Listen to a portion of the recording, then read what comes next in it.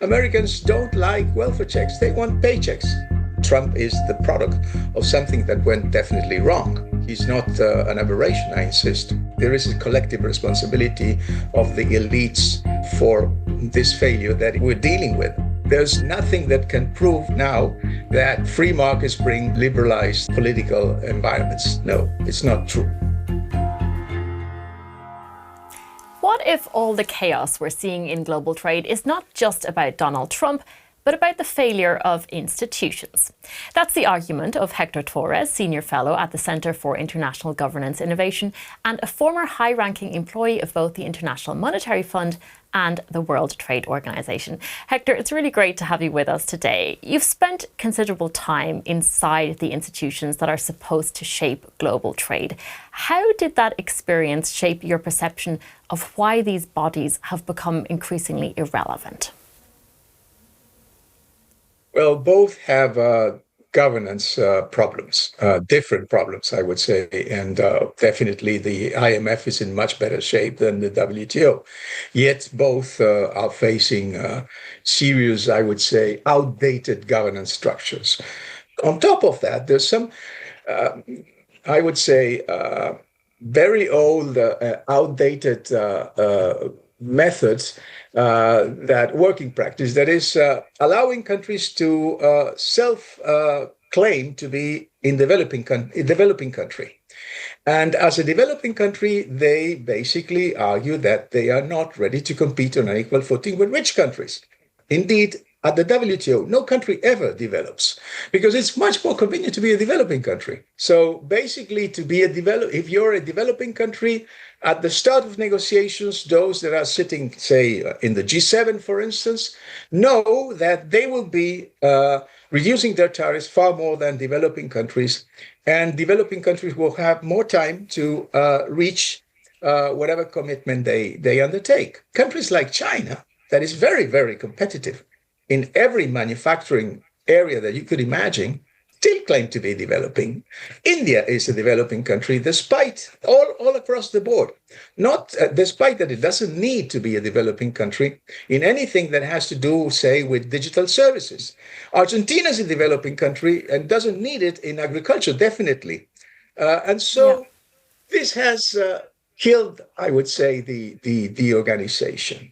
I do want to point out, though, that the United States was the architect of the system we have today, and now it seems to want to destroy it. How much of that has to do with the system itself, and how much with the fact that other countries are simply catching up through their own hard work and innovation, and therefore posing a threat to America's economic dominance? Now, certainly, the US has lost its, I would say, its capacity to lead monopolistically, I would say, the international arena. You know that it has competitors. It has countries that are even more competitive than the US in many, many sectors. Of course, the US was the advanced economy that grew the most. So the question is, why are they so unsatisfied?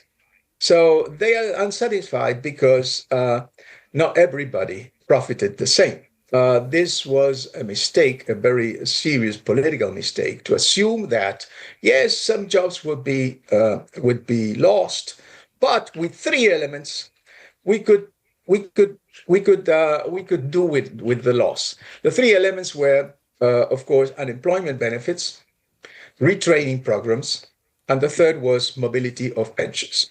So those that lost the job in Missouri say, well, we would support them, the US would support them, and they could move, to San Francisco or to the Silicon Valley and find another job, a better paid job. Just to clarify, though, is that the responsibility of the US government, or do you think an institution like the WTO has a duty of care to the effects of globalization? Let's just look, for example, at that, the idea of a factory worker who loses their job. Whose responsibility is it to make sure that person has a secure future? Fault. I wouldn't say it was the WTO's fault. It was the fault of intelligentsia, of the liberal intelligentsia. And I am not innocent of that. It's just that it was assuming that labor was just another factor of production, that you could support mobility of labor. And labor is not just another factor of production. Labor is families, your kids, your neighborhood, your community. It's where you want to be, where you live. And so if it is a failure to lose a job and move and be forced to either live on welfare checks or move somewhere else. And Trump discovered this very easily. And in a tweet he had in his first election, he made it very clear. He said, "Americans don't like welfare checks; they want paychecks." And that's all about jobs. And I think his message resonated very strongly with a lot of people that felt that the elites had not understood their needs and that they wanted something different. So what I'm arguing is, well, Trump is Trump, and we have to criticize him for many things. And I'm far from being a Trumpian, but it is not honest just to ignore all what happened before. Trump is not an historical aberration. Trump is the product, of a failure. And that's what I'm trying to argue. Where is the failure? Is it the failure, though, of successive US governments that have failed to acknowledge what is happening, for example, to the manufacturing industry and to the people in these areas? Is it a failure of multilateral institutions to coordinate better and to offer people more prospects? Where exactly does the failure lie? Multilateral institutions are not any different from their members. They are the members, basically. So it's very difficult. You can say that their governance structure is wrong, and they have working practices that need to be changed, which is very clear and very true. Now, they are not independent from the members. So it's basically the members who made the failure. I would say the failure was not to see that the legitimacy of whatever you propose to society depends basically on the fairness of the results. And the fairness was not there, at least not seriously, not there for the United States people. And it's not just the United States. You see that what we call loosely populism is growing in many, many places, unfortunately. But doesn't the principle of globalization go against this idea of fairness? You know, it's always about companies moving to the places with the cheapest labor and this continuous process of perhaps a race to the bottom. How can institutions prevent that natural trend? Those that are at the helm of the institutions could have warned on this, could have explained that that road of just looking at globalization and labor as just a factor of production and assuming that liberalizing trade would bring benefits for everybody. And if the benefits were not equally or fairly distributed, it was just a question of time. Well, you could say that definitely those that were at the helm of those organizations could have been clearer on this. But I don't blame the institutions. It would be, I would say, not honest to blame institutions without speaking about the driving members, the leading members of those institutions. Which are, in this case, the United States and other Western liberal democracies? Or do you include a gigantic economy and like... the people they choose to help to lead those institutions? You know, the case of the IMF is very clear. I mean, the case of the IMF has always been led by Europeans because the Americans always lead the World Bank. And those that are leading the IMF are not necessarily the best that could be chosen. So I would say it is difficult to pinpoint one responsible, because I think there is a collective responsibility of the elites for this failure we're dealing with. I mean, Trump is the product of something that went definitely wrong. He's not an aberration, I insist. It's also about the evolution of trade. The rules seem to be based around the movement of physical goods, but these days digital products and services form a huge part of what countries exchange. How do you think an effective multilateral institution would or should deal with that reality? Yes, you're touching a subject that is very, very, very, very important. Look, we're going to a world which is fractured, economically fractured, and geopolitically fractured. In that fracture, what we imagine, what people or those that are leaders imagine, is okay. We won't have worldwide rules, but we will have regional free trade agreements. Goods are made of atoms. Atoms can only be at one place at the time. So you know that I can know that what you're selling me comes from your place. Of course, I have a problem of knowing how much value added you added, but I can know perfectly well where this product is coming from because it can only be at one place at a time. Now, digital trade is based on bytes. Bytes can be reproduced n times at zero marginal cost. They can be stored at multiple places, identical copies, and they can be shipped from anywhere.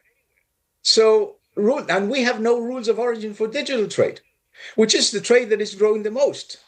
So we need a multilateral organization to deal with this kind of problem that cannot be dealt regionally. There's no way. And curiously, you could say, well, but you can know where a byte is coming from, and if you put a firewall like, say, China has. So the point is, but do we liberal democracies want to have an Orwellian state that is capable of determining where each byte is coming from and let in only those that come from certain places or comply with certain standards? This is something that I think that when I heard about the preferential trade movement, I would say, that would replace the multilateral organizations and friend shoring and all that stuff that came from the United States in the previous organization, I said, they are forgetting digital trade. We have no rules of origin for digital flows, simply because they are not made of atoms. They can be at multiple places, identical copies at the same time. Do you think it would be possible to establish a framework to govern the trade in digital services? How would it look? The think tank to which I'm affiliated is working very hard on this. Now, definitely, this is not an easy time to get any kind of agreement, a multilateral agreement. Yet, we could not agree on substance. At this time, it would be totally I would say, dreaming to think that we are ready to agree on substance on any kind of issue, let alone digital trade. But we could start by agreeing on process. Do we need a digital an agreement, a multilateral agreement that would prevent the misuse of digital trade or the misuse of the capacity to screen digital bytes and in the prejudice of liberty and democracy and privacy, of course. So I would say this is the time in which I could think that we could agree on process. What is the problem? And could we start dealing with that just by building consensus on process, not on substance? This is not the time for substance, but the dynamics of multilateralism have to be preserved somehow. It's much better than starting from scratch in 3 or 4 years after this gets even worse than what it is. I want to finally ask you, you touched upon this connection between freer trade and freer societies. If we look at the world order established after the Cold War, there was a suggestion that the ideals of free trade went hand in hand with the ideals of liberal democracies. We are now seeing a move away from both of these things. Is there any way to reconcile this? Well, to begin with, it was an exaggeration. You are right. There was this idea that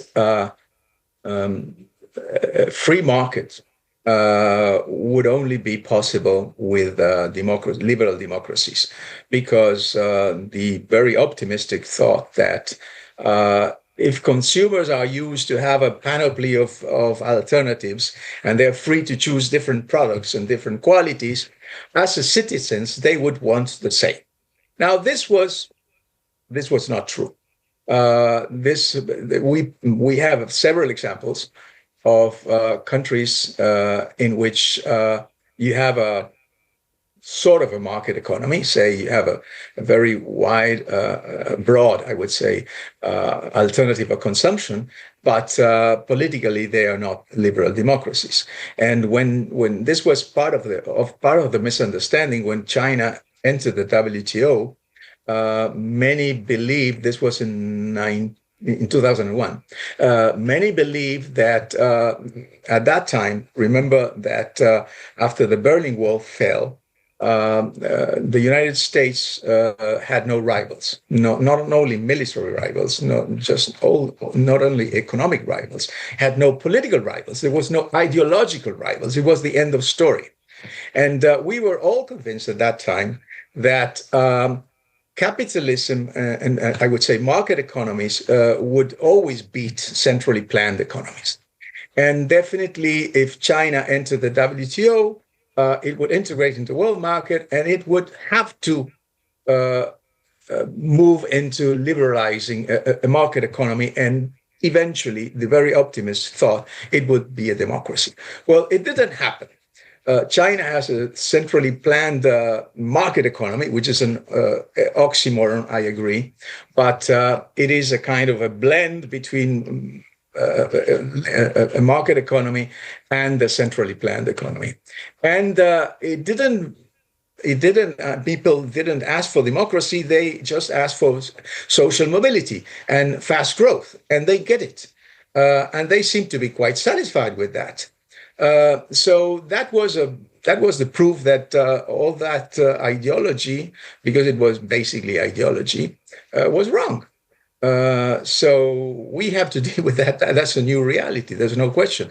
There's nothing that can prove now that free markets bring liberalized political environments. No, it's not true. What a way to end. Hector Torres, it's been a fascinating discussion. Thank you so much. Thank you for inviting me.